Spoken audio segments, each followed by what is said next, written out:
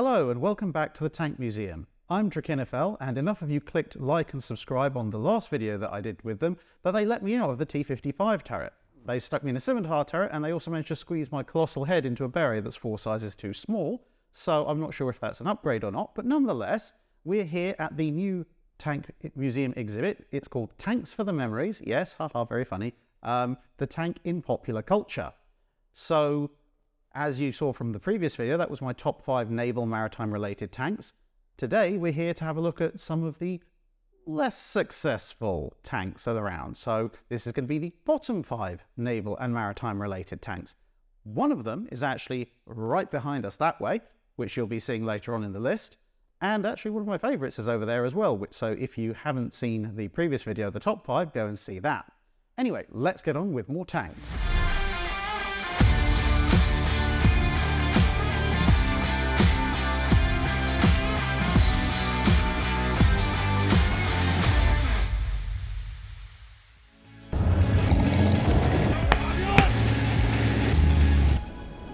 Join us at Tankfest.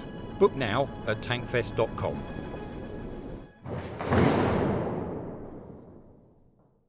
Number 5 on the list, the DD Sherman, and indeed DD tanks of World War II in general. Now, this is number 5 on the list because, to be fair to them, they did occasionally work.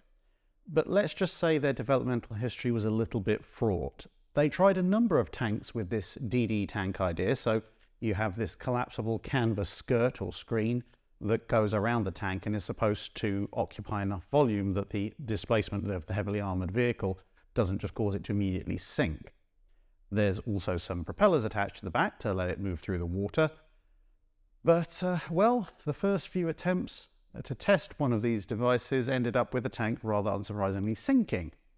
They eventually decided that the initial test vehicles, Valentine tanks, were actually not particularly brilliant ideas because, well, the Valentine was obsolete, and because of the way the turret and the gun was laid out, you had to rotate that to point backwards in order to fit it inside the skirt. So they moved over to the Sherman, which was a more modern tank, and thanks to its gun and turret layout, it could actually point its gun forward, which is, you know, the direction of the enemy when you're doing an amphibious landing, which is what you use these things for. Unfortunately, when it comes to trying to make any kind of heavily armoured vehicle amphibious, you are on a bit of a hiding to nothing most of the time. And in this case, well, as we can see, this is a canvas screen. And, well, canvas is not known to be bulletproof, shrapnel-proof, blast-proof, bomb-proof, rock-proof, tank trap-proof, obstacle-proof, or really anything proof above maybe a 4-inch crab. And so these things had the disgusting habit of having the canvas fabric ripped apart and then them sinking. And if the enemy didn't get you, the sea conditions didn't get you, the weather, etc., well, then the smallest of waves could also overtop you. In theory, these things could withstand waves a few feet tall, and indeed on D-Day, where the average wave height was between 4 to 6 feet, some of them actually survived. But an awful lot of them didn't. Once the waves got up to about 6 feet, these things were basically toast. They had to do a lot of modifications to try and keep these things viable as well. This is actually a slightly later model where it has additional steel reinforcement attached to the turret, which then attaches to the screen, which helps keep the screen higher. But there were a few other problems getting a tank like this into the water using this kind of device. For one thing, the Sherman is fairly boxy. Not quite as boxy as something like a Tiger, but its length to beam ratio, for those of you who are into naval things, is not exactly great, and that makes this very difficult to steer. Also, as you can see, it's quite tall while it's out of the water, and given that the water line is quite high, that means it will sit quite deep in the water, so there's a lot of resistance, which means it's very slow, and it will generally refuse to stay in a straight line. So if you take one of these off of a landing craft, you are going to be bobbing around at a fairly slow pace, a pace where a decent current might wash you out to sea anyway, and you're going to have great, interesting times trying to keep yourself pointed at the beach. And all this while the enemy is firing on you, and any kind of significant impact is going to cause some rather major leakage, which you're not really going to be in the best place to try and fix. So whilst it's a good idea in theory for getting tanks to the beaches, and as I said, on D-Day, some of them did actually manage to get there and did perform fairly useful service, there's a laundry list of issues with the DD tanks development. There's a laundry list of issues with their implementation, and they had to go through so many fixes after the first successful kind of implementations that it's difficult to call them an unmitigated success. They're certainly not that. Ambitious, yes. Useful when it works. But there's an awful lot of tanks off of the Normandy coast and in various other places where these were tried. And so as a result, from a naval and maritime perspective, this is not the best way to get a tank to the shore. LCTs exist for a reason. So that's why it's on my number 5, because you can guarantee if I was in the Navy and I was told, right, you're now going to go and help some tanks get on the beach, this is not the thing I would choose.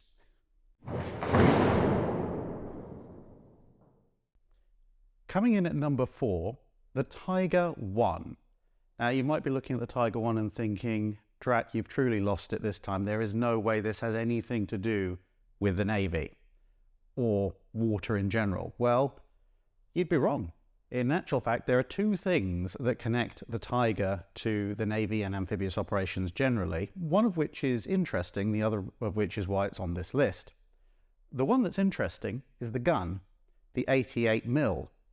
Now, long before the 88mm was a tank gun, long before it was even a flak gun, which is where this particular gun is derived from, the 88mm has a long and storied history in the German Navy. It was initially a secondary or tertiary, depending on which class of ship it was on various ships of the German High Seas Fleet, or the Kaiserliche Marine. And in fact, its first anti-aircraft iteration was also aboard Kaiserliche Marine ships when they realized that, aircraft were a thing back in World War I. And so there were eventually 2 different variants of the 88mm aboard German warships. And that tradition of 88mm guns continued through the interwar period, which would eventually lead to the development of the anti-aircraft 88mm flak gun that saw deployment in the early part of World War II. And that then led to the 88mm that is deployed on this Tiger. So although it's a little bit of a convoluted link, it is a definite link. Now, the reason why the Tiger is on this bottom list, well, it's big, it's boxy, and that means it's heavy. And a heavy tank has problems getting over, say, things like the bridges of 1930s and 1940s Europe. The infrastructure just isn't designed to cope with a tank of this kind of weight. And that brings you down to the problem of, well, how do you get the thing across a river? If it's going to collapse the bridge, that means it has to go through the river. It's not going to float. And so you have to have some kind of amphibious kit. A snorkel is a good thing. That means you can submerge the whole thing and the engine will keep going, but the crew also need air to breathe. And at that point, you need to be able to seal the tank up. And the first version of the Tiger 1 could do that. You had a nice 13-foot long snorkel, which could be attached to the back to keep the engine running. But then you had to seal everything else up with endless amounts of rubber. And, well, a lot of that rubber basically meant the tank was non-functional as a fighting vehicle whilst it was sealed up, which, if you were trying to, use it as a tank, was a little bit of a problem, because the enemy is very unlikely to let you stop on the far side of the river and say, oh yeah, excuse me, right, I'm just going to go over here and I'm going to put some rubber seal around this viewport, I'm going to put some rubber seal around this machine gun port, and I'm going to put some rubber seal around the tank turret, and I'm going to put some rubber seals here, here, and here, and then we're all going to get back in the tank, and then we're going to drive this monstrous thing down into the river and just hope it's not deeper than 13 feet. We're somehow going to persuade its rather temperamental transmission to get us back up the other side, and then, if you would be so kind, we are going to stop and we're going to extract all the rubber from the tank, and then we're going to return it back to fighting service, and then we can actually fight. That's not how combat works. So the river crossing capability of the Tiger, whilst it was notionally there, was actually pretty useless, and a lot of it was eliminated later on in later models of the Tiger as they were produced. And since that is a connection to amphibious operations, the water, therefore, for the fact that the Tiger can't really cross bridges and practically can't really cross rivers unless it's in a completely peaceful environment, which, you know, being a tank at war is not usually the place you'll find it in. That's why it's on number 4 as my worst tanks from a naval maritime perspective. Number 3 on the list, the Type 95 Ha-Go tank of Imperial Japan. Now, this is a tank that actually served in both the Imperial Japanese Army and the Imperial Japanese Navy, and had a number of sub-variants. Believe it or not, there was a sub-variant of the Type 95 which actually was known as a semi-decent amphibious tank, but we're looking at the original flavor Ha-Go. Now, as I said, used in the Japanese Navy, so very definite naval connection, but honestly, it's an awful, awful tank. Bearing in mind we're talking about World War II, so, okay, start of the war, 37mm gun, that's not awful. There are some things like the Panzer I running around with machine guns, Panzer II's running around with 20mm, so maybe that's not too bad to hold against it, but it's very lightly built. Now, if you come up to a tank and you wrap your knuckles on the frontal glacis, you should come away with some bruised knuckles. Whereas if I do this, not only do I not bruise my knuckles, it actually sounds hollow. You know, you'd think it might be a mock-up if not for the fact it is definitely actually the original article. It's not particularly fast either, as well as not being particularly well protected. And for all the compromises that were made in order to get this small lightweight tank available for use in various places, and, you know, to be fair, in some of those places like the Burmese jungle, it proved to be quite useful by dint of just being there. You know, any tank is better than no tank. But it very rapidly proved to have a lot of weaknesses, such as the boy's anti-tank rifle, a man-portable, supposedly anti-tank weapon that had been taken to the fields of France at the very beginning of World War II and found wanting against the earliest forms of German armour. But more than a few of these fell victim to boys' anti-tank rifles over in the Far East. Additionally, the Matilda, or more correctly, the Matilda II, again, did relatively well in the early days of World War II, but by 1941-42 was decidedly past its prime in the Western Desert and in other theatres of the European War. But when the Matilda came up against the Ha-Go, the Matilda held a rather decided advantage. Slow as it was, the Matilda wasn't that much slower than a Ha-Go. Firepower was approximately equal, slight advantage to the Matilda, and the Matilda actually had armour that was worth something, at least against these small calibers of weapons. So when you think about it, you're taking a tank that's really in Europe only effective for 6 to 12 months of the campaign, and an anti-tank rifle that basically isn't effective in Western Europe, period. And then you put it up against the Ha-Go, and suddenly they both become viable and effective weapons. And, well, the less said about what happened to these things when the M4 Sherman showed up midway through World War II in the Pacific Theatre, well, yeah, the less said the better, really. These things are really just not particularly brilliant tanks, even for their time period. Admittedly, they are slightly earlier than some tanks, but even weighed up against their contemporaries, they fall quite short. There's a number of other issues. I mean, the lightweight does help them to be transported in relatively small Japanese landing craft, that's spare, but you might notice the tracks are not exactly the widest. It's a light tank, but it's still a tank, so it still weighs a fair bit. And a number of these Ha-Go got stuck in mud and wet sand, which, considering it's a tank used by the Navy and is going to be used in amphibious landings, which generally do involve a degree of water, is not really a feature that you want.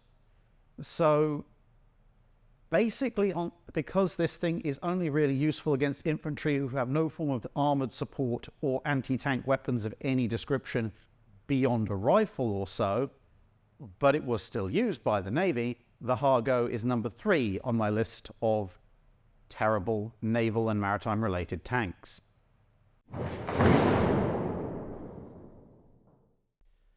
Number 2 on the list, the L1E3. If you're a regular subscriber to the Tank Museum channel, and why aren't you if you aren't, you'll already know that David Fletcher does not have the highest opinion of this tank, and it's something that I share with him. Where to begin? It's an idea in the 1930s for a fully amphibious tank. But there are so many issues. You just look at it. I mean, for one thing, it's supposedly a tank, and its main armament is a 303 machine gun. Yeah, that's really going to put terror into the fear of your enemies. Also, have you noticed this is not usually what happens when a tank gets hit by physical obstacles. Usually this is what the obstacle looks like. This is not a very well protected tank. In fact, my great uncle, or one of my great uncles, spent the first 3 years of the war running around the desert in an armoured car that had more firepower and more armour than this thing. And that's an armoured car. This is supposed to be a tank. Yeah, I'm not filled with a huge amount of confidence with that. Additionally, you've got these wonderful little flotation pontoons. Fantastic. Keeps the thing afloat for what it's worth. To maintain the buoyancy, if they get riddled with holes, someone had the genius idea of let's fill it with kapok, or depending on the source, possibly also balsa. Well, guess what kapok and balsa are? Flammable. So you've put 4 giant pontoons of extremely flammable material on the side of something that is presumably going to come under machine gun fire, and to be perfectly honest, as you can probably guess by the state of this frontal plate here, these are probably the only things that can provide you with any protection whatsoever against incoming rounds. And now you're probably going to be on your way to Valhalla in true Viking style.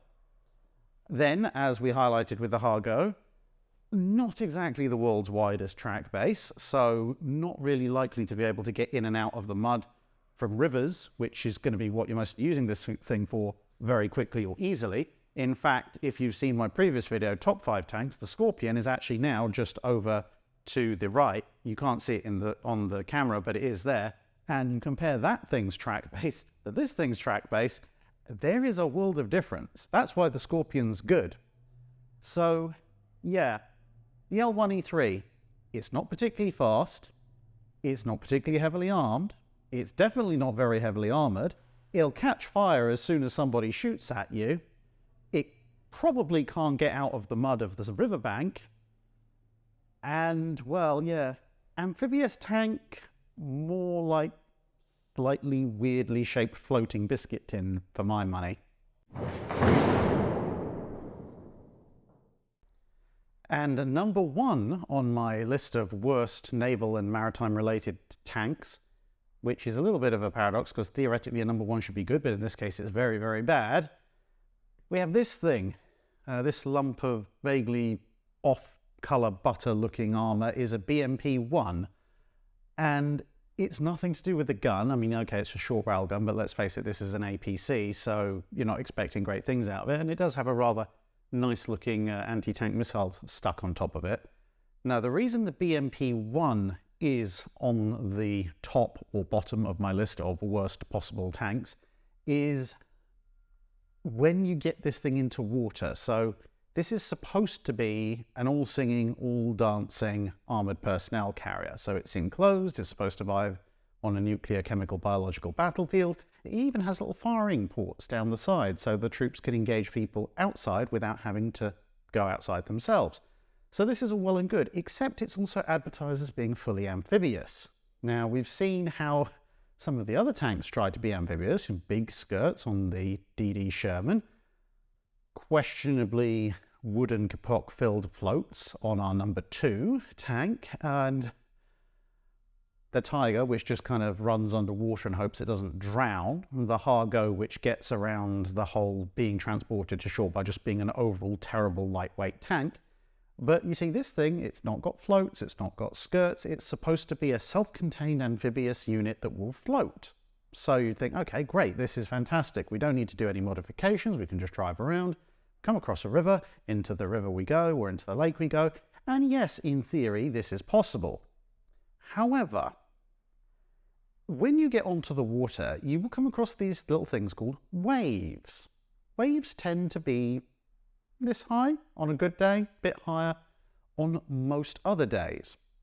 And this wonderful thing can cope with waves up to a whole 10 to 12 inches in height. You know, up to a foot. Which basically means if one of these hits the water with any great ambition, and another one comes in a few seconds later, the wake of the first one will probably sink the second one. Or if there's a stiff breeze, or a strong current, or the deer on the other side of the river is looking at them funny. Basically, to go into the water in one of these things, you will do a very, very good impression of Captain Jack Sparrowski, and just watch as your command disappears gently into the Danube, or the Elbe, or whatever other part of Europe you happen to be crossing. And then you just have to hope that you are in the command turret, or you've done the sensible thing and sat on top of the armoured personnel carrier, thus obviating the armoured protection element of it, but dramatically increasing your chances of not drowning horribly. So, you know, of all the tanks we've looked at, the one that probably could use some extra flotation devices is the one that doesn't have any extra flotation devices and is supposedly the one that's able to sail around all on its own. So yeah, not really any question why the BMP-1 is on my, well, #1 spot, worst possible amphibious tank, because it promises everything and delivers nothing but a slow and painful death in some dark German river. Have fun, BMP-1 drivers. So, thanks for watching this bottom 5 naval, amphibious, maritime themed tank list with me, Drachinifel. And thanks once again to the Tank Museum for letting me use their collection, or should I say, letting me out of the T-55 so I can continue filming in their collection. If you're not subscribed to the Tank Museum YouTube channel, then please do so. If you would like to and you're able to, please support them on Patreon, because, well, that allows them to continue making videos like this and inviting people like me over. And of course, I am currently standing aboard the mighty HMS Barv, tallest of all tanks, king of the domain. I can see every tank before me. So, well, in this case, I'm not imprisoned, but I now have a ship. So I will take this out to sea. So if you'd like the Tank Museum to get their Barv back in due time, make sure you click that like and subscribe button. And who knows, they might even let me back a third time. Bye.